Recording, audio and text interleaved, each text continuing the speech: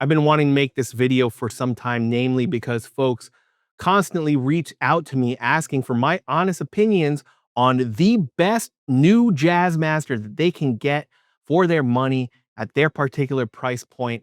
And so I'm finally going to be doing my Jazzmaster tier list, ranking all of the Jazzmasters that you can currently buy new direct from Fender. I'm going to be briefly covering their pros and cons, the value proposition for each model, how much Jazzmaster are you actually getting for your money, the ease of modability for these, and also the merits of these Jazzmasters in their stock form. Now, because it is 2025 and the average guitarist can't be effed to sit through an hour-long video, I am going to be splitting this up into two parts, and today we are going to be covering Jazzmasters under $1,500, and then next time we'll be covering all of the ones that are $1,500 and above. Here we've got our Jazzmaster tier list, and I've got all of the various options lined up on the bottom from cheapest on the left to the most expensive on the right. I've also got the brand, whether it is a Squier or a Fender, made in Mexico or made in Japan or the USA. I've also got their prices as listed on the Fender website. Now, some of you might notice there's a couple of omissions on the list, and that is because the ones I'm going to be ranking today are Jazzmasters that I actually have firsthand experience with, whether that is owning them or modding them or servicing them for clients. So unfortunately, the Squier Affinity Jazzmaster, as well as the Squier 12-string and the Fender American Performer and American Ultra are not on this list. I didn't think it would be a good idea to be ranking those, seeing as I've never actually had one in hand. And so I didn't want to give them a rating or a ranking based on their spec sheets alone. So without further ado, let's go ahead and get started. Starting off our list is the Squier Classic Vibe 60s Jazzmaster. This is probably the Jazzmaster that I have seen and serviced the most over the past 10 years, namely because it's the cheapest one that you can get. Coming in at about $450, it gives you a lot of guitar for your money. The best part about the Classic Vibe Jazzmaster is the fact that it is an awesome modding platform. You can get one today for under $500, and in overtime, you can upgrade everything because it's basically a vintage spec Jazzmaster as far as all of the routing is concerned. So any upgrades that you want to make, whether it's the vibrato or the bridge or even pickups and electronics, all are going to drop in without you having to do any further routing or dremeling or anything to get them to work and fit. Now, quickly judging this guitar in its stock form, it leaves a lot to be desired. I just don't really like the feel of these necks. I am not a fan of Laurel fretboards. They feel overly dry and rough to me. Aesthetically speaking, I've gotten a number of them that were just straight up ugly. Even after lubricating the fretboard, they still had this kind of sickly gray kind of color. A bunch of them that I've had actually had like knots in the wood, which for me is just unsightly. The hardware and electronics in this thing are definitely cheap. There's nothing that you can do to make the vibrato, for example, feel as good as a more premium AVRI unit. You can make them perfectly serviceable and work so that you are not breaking strings left and right. But yeah, unfortunately, that would need to be upgraded, a mandatory upgrade for me personally. Now, the bridges on these are actually all right. They are 52mm string spacing, which is the same spec as all of the premium bridges that you can get out there, whether that be a Mastery or a Stay Trem, Bell Rock, Tough Set, a Hallen, Bensonite, you name it. But the tolerances on these bridges stock are unfortunately not very tight. And so you will commonly see these bridges sinking over time, some of them not even being able to keep their setup for more than 3, 4 minutes. And so that can easily be solved with a tiny bit of Loctite on those bridge height adjustment grubs. The pickups and electronics are decidedly cheap. They get you into the ballpark of the Jazzmaster tone, but unfortunately, they're just not as nuanced as even a set of pure vintage 65 pickups. The bridge pickup is a little too hot, and the neck pickup is just kind of like muddy without any real dimension to it. Not my favorite tone. The tuners are okay. For some folks, they feel super cheap. That isn't something that I would be upgrading right away. These come with a bone nut, which is nice. But overall, yeah, again, the beauty behind these is as a modding platform and making them better and customized for your own needs over time. And so because of those reasons, I am going to go ahead and give this model a C grade, a C ranking. I think that is fair, especially if we are judging it on the merits as a stock guitar. Obviously, I think with some work, you can get it up there to be a high B, I would say, if you're not swapping out the neck. But yeah, that's my thoughts on the Squier Classic Vibe 60s. Next on our list is a Jazzmaster that I've seen almost as much as the Classic Vibe 60s Jazzmaster, and that is because the Squier J Mascis model punches well above its price tag and is an awesome guitar, especially for folks just getting into offsets.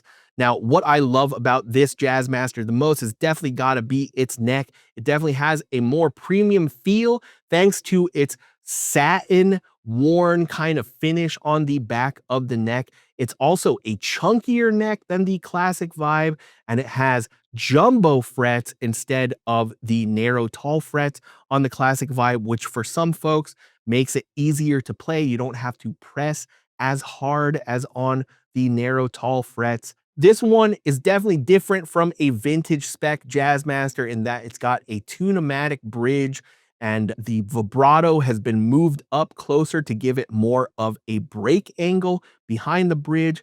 And the pickups in these are definitely different from your vintage spec Jazzmaster pickups. These are more like a P90 hybrid. There's a lot more mid-range on tap, and it can definitely get a tube amp cooking a lot quicker with a lot more kind of edge to the tone than your standard Jazzmaster pickups would. Now, my problem with this is the modability aspect. A lot of folks will default to upgrading the bridge, which does have a tendency sometimes to rattle because it is one of those tune-o-matic or adjust-o-matic designs that have the retaining wire, which can cause rattles and unwanted noises. But folks will just look to roller bridges and things like that because it's not super easy to mod these if you are on a budget. So that is definitely one pain point for me with this. Like the Classic Vibe, this also comes with the same janky vibrato. And if I could only mod one thing on this guitar, that would probably be it.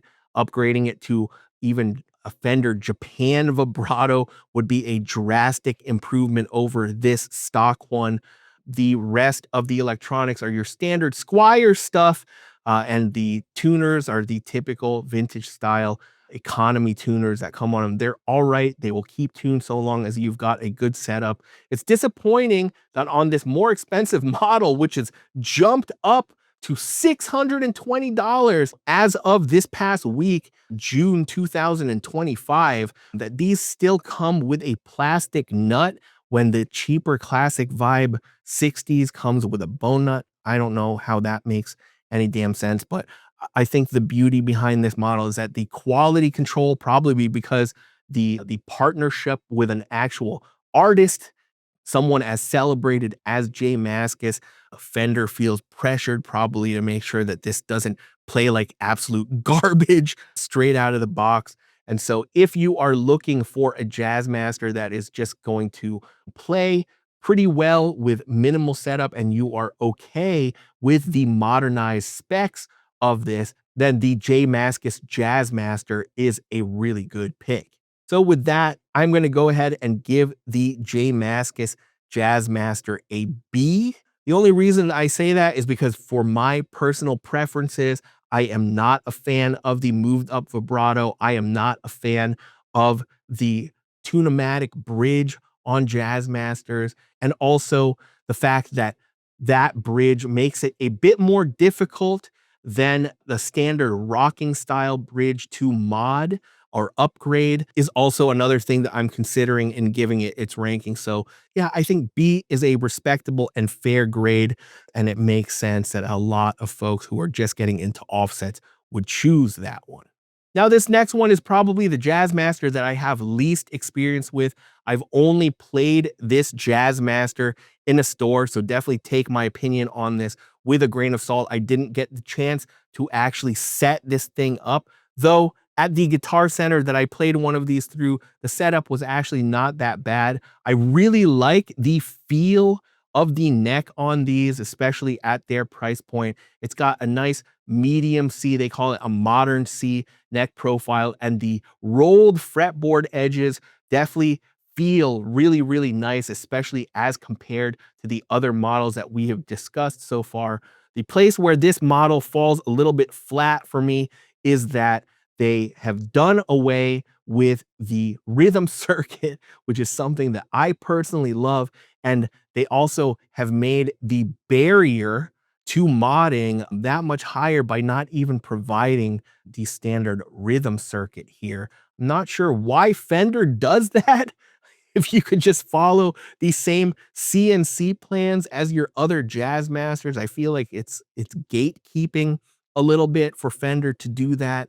The pickups in these sound all right. For me, they are nothing to write home about. They definitely sound a lot better to my ears than the Squier Classic Vibe ones.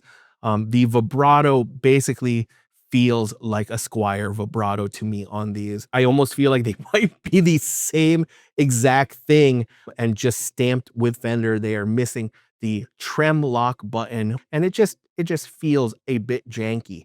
Now, the bridge, I believe, is also the same exact thing as the Squier Classic Vibe bridge. I do not think, based on what I saw, that this is one of the American Pro 9.5-inch radius bridges. But overall, at $869, so you are looking at something that is likely going to cost you close to $1,000 after taxes, depending on where you live. I do not know if this is one that I can really recommend from a value proposition perspective. You're definitely not going to be making most of that money back if you have to sell. I see most of these selling around the $500-600 range used. Aside from the neck and the rolled fretboard edges, this one just doesn't really do it for me. So with that, I'm going to give, especially because it's quite expensive for what you get, I'm going to give the Player II Jazzmaster a D. Now, the next Jazzmaster takes us overseas to Fender Japan with the traditional 60s Jazzmaster. And I feel like pound for pound, this Jazzmaster might be the best pre-CBS style brand new Jazzmaster that you can get, and has been for the past couple of years since the introduction of the traditional 60 series. Now, these models come with basswood bodies, which some people might poo-poo, but for me, there is no real huge discernible difference aside from sometimes basswood can be a little softer and easier to ding up than alder. But the upside to a lot of these basswood bodies on this model in particular is that the guitars themselves are a bit lighter weight, with most of them averaging, that I've played at least, in the 7.5 to 7.7 pound range, which is awesome. With a good setup, these in their stock form are freaking awesome, especially if you consider the fact that these are going for $1,100 new. Now, that does not include the import fee as well as the shipping fee from overseas. So it's probably going to be closer to the price range of a brand new Vintera II. But these guitars are awesome. I really love the neck profiles on these. They are not too skinny and not too thick. They have a 9.5-inch radius, so a bit more modern, but with vintage frets. So it doesn't feel like that big of a change from 7.25 radius to me personally. Now, the pickups in these for stock pickups are really good. In my personal opinion, they are on par with your pure vintage 65 pickups. They are vintage style Jazzmaster pickups. So these are no longer the Strat pickup in Jazzmaster pickup clothing. These aren't the V-Mod pickups either. They are wound to mostly vintage specs, and they've got that mellow Jazzmaster sparkle that you can come to expect from even more expensive models. These also have CTS pots and switchcraft switches, so the electronics are already premium out of the box. The only place that they fall a little flat is that they are wired with your PVC coated wiring. The vibratos on these, while historically speaking, had left a lot to be desired, the ones that I have played and owned over the past couple years have actually been quite good, to the point where I've upgraded them with AVRI units and ended up putting the Japanese vibrato back because they just had a really nice, fluid, and responsive feel to them. These come in before import fees and shipping. These are priced at about $1,100, a little bit less than $1,100. Know that if you are buying from Japan, that they are going to be knocking 10% off of the sales price because you are international. They are going to be taking away that Japanese consumption tax. And so hopefully that helps to offset any kind of import fee and shipping that you may incur. But yeah, this might be one of my favorite models over the past couple of years, and just a super solid Jazzmaster that I think personally is worth the little bit of additional money as compared to, say, a Player II Jazzmaster, because if you want to do mods, all of the routes that you need are already there. And out of the box, most of the ones I have played have needed minor setups at best and just play, feel, and sound really good. So I think I'm going to go ahead and give our first A tier ranking to the MIJ Traditional 60s Jazzmaster. Japanese craftsmanship, if it hasn't been drilled home already from other videos. If you've seen my other videos, I feel like Fender Japan just makes really awesome guitars with attention to detail that you are not going to be getting in any of their Western counterparts, at least not until you get probably to your American vintage reissue tier of guitar. And so for that reason, I'm going to give it an A. Now, next on our list is another made in Japan Jazzmaster, and it is right about the same price. If we take a look and see, the price difference between the two is almost negligible. And the traditional late 60s Jazzmaster, which was just reintroduced this past year, is a killer guitar. It is probably up there among my favorite Jazzmasters that I have played over the past decade. Now, visually speaking, it looks almost identical to the AV266 Jazzmaster with just a couple of changes.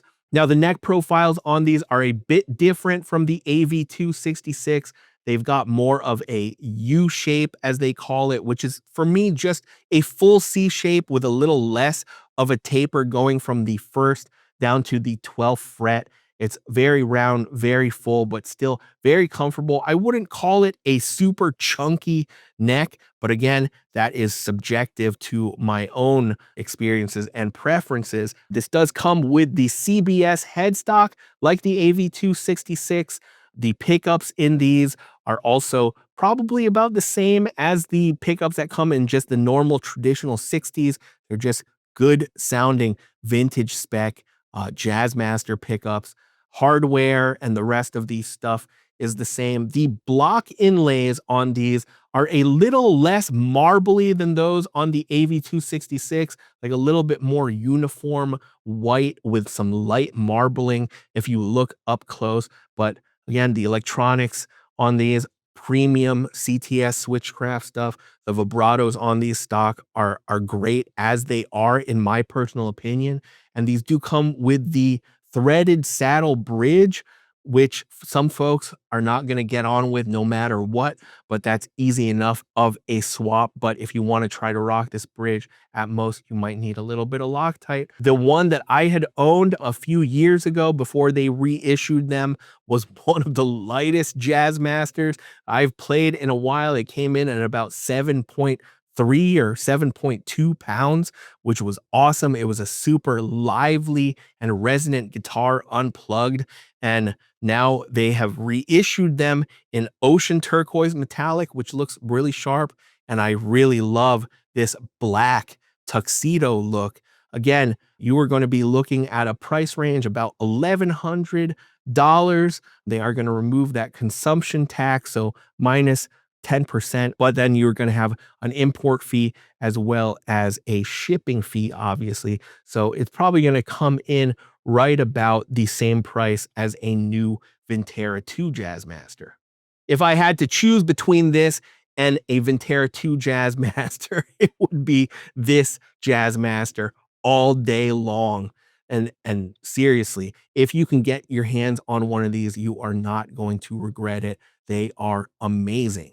So I'm going to go ahead and give this one an A ranking. I actually like this model even better than the traditional 60s model because I'm a sucker for a good old blocks and binding CBS style Jazzmaster. The colors that they come in are sharp. All of the vintage appointments and the fit and finish and quality and craftsmanship of these guitars are seriously second to none, especially in this price range. And so even if it takes you a little bit of extra research and maybe some additional fees to import one to yourself wherever it is that you live, if you don't live in Japan, then the traditional late 60s is a no-brainer.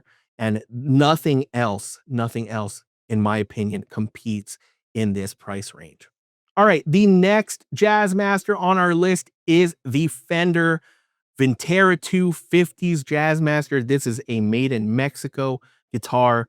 I got to try these out and owned two of them almost directly after they launched a few years ago and replaced the Vintera I model, which I actually was quite a fan of. I really liked that full C shape of the Vintera I neck, but this was a nice return to form. The 50s designation this has been given, I feel like, is in large part due to the neck profile. It is definitely slimmer than all of the other Jazzmaster options that you can get at this moment in time, which, to be honest, I've really been missing. I feel like Fender for many, many years now has been on a chunky full C shape neck kick. So this was nice. It almost reminded me of some older MIJ necks from the later 90s to early 2000s. Also, this brought back the rosewood fretboards, which I definitely welcomed. I was not a fan of the Palfero fretboards. They're perfectly fine, but they felt a bit dry and kind of rough to me. But that said, the rosewood on these for me also left a bit to be desired. Aesthetically speaking, they look fine, but they had kind of a dry, papery feel to them even after lubricating them with F1 oil or Dr. Duck's Axe Wax. These are going for a little over $1,300 right now. I do like the vintage appointments here. The anodized gold pickguard is great, but unfortunately, Fender did not do any kind of shielding in this guitar. So the Faraday cage effect for blocking out or suppressing that 60 cycle hum and also electronic interference outside is incomplete. And unfortunately, despite the voicing of these pickups being quite decent, they are among the noisiest Jazzmaster pickups I have ever heard. It's not too dissimilar to the noise level that I was getting in all of the Vintera I models that I had tried and owned. Definitely, if you get one of these, I would at very minimum do some copper foil shielding, and that will go a long way in suppressing even more of that noise. The vibratos in these are basically the same as the previous iteration, though these come with a patent pending stamp. The guts are almost all the same, but they've switched now and gotten rid of the screw in tremolo arm, which I friggin' hated, and instead replaced it with a pop in one. These are of comparable quality, I'd say, maybe a little bit better than the Japanese vibrato units, but still, unfortunately, not as smooth and responsive as an AVRI unit. That said, it's not something that I would be going out and replacing right away. Unfortunately, have to report that at least in my firsthand experience, and the reason why I returned them is because the fit and finish on the two that I owned the Desert Sand as well as the Sonic Blue one. The fit and finish, particularly on the neck, was not great. Both of them had really sharp fret ends. There were a number of high frets that I had found on both of them. And so for that reason, I did end up returning them because I just felt like for the money, right? Especially when this is in the same or even more expensive than those Fender Japan models that we had just discussed. This one just did not make sense to keep. I feel like if you can get a good price used on one of these, it makes them a bit more viable. But overall, I think that it's a ho-hum option that's out there. I like that it exists, and I think with a little bit of work, so long as you are willing to do it or have a good and affordable tech that can do the work necessary to make these meet the potential that they have, then I feel like your money is better spent on one of those Fender Japan models. And so for that reason, I'm going to go ahead and give the Vintera II. Ooh, I don't want to quite give it a B. You know what's funny is that I feel like the quality control on the J Mascis Jazzmaster is even better than these Vinteras. I think I'm going to give it a C plus. Put it right here, right in between the C and the B, because I feel like that's where they belong just based on what I have experienced. Anyway, I think that's going to do it for this video. I hope you found it enjoyable and informative, especially if you've been on the hunt for the perfect Jazzmaster for you under $1,500. Next time, I'm going to be covering what I consider to be the upper mid-tier to premium tier Jazzmasters, so definitely be on the lookout for that one. If you haven't already, please hit those like and subscribe buttons as well as the notification bell to be notified of new videos as soon as they drop. And don't forget to follow Totally Wired Guitars for more offset guitars buying tips.